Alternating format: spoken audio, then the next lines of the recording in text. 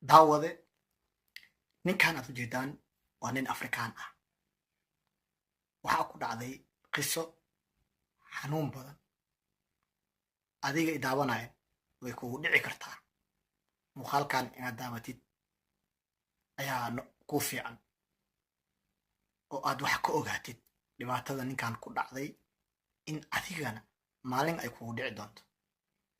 daawade barnaamijka intaan u guda gelin waxaan kaa codsanaya inaad share iyo like iyo comment barnaamijkaad ka bixaysid si uu meel fog u gaaro. anigana waxay ii tahay dhiirigelin mahadsanideen. daawade ninkan waa nin afrikaan ah.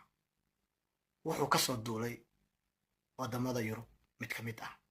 wuxuu u soo socday africa.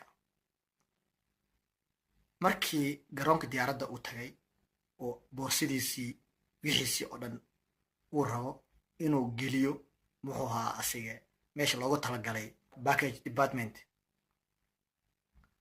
meesha loogu talagalay in la geliyo boorsooyinka, ayaa wuxuu arkay waxaa dhinaciisa taagnaa gabar ama maamo caawin u baahneed oo boorsadeeda in loo qaado meesha loo geliya rabtay. isaga markuu geystay boorsidiisa meesha loogu talagalay ayay waxay ka codsatay inuu caawiyo.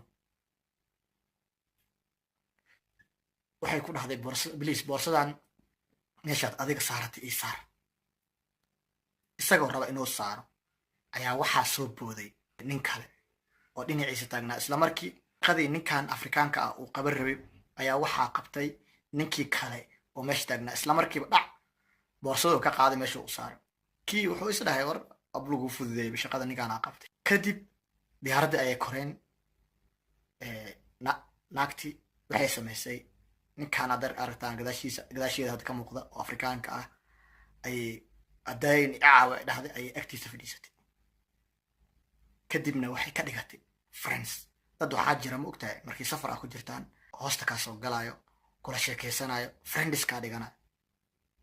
iska ilaali ma fiicna.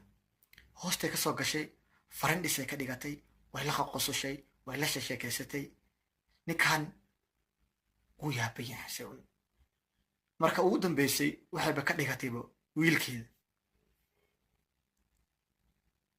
waxay ugu yeeraysaaba wiilkeygiiyow isagoo yaaban diyaaraddana la saaran yahay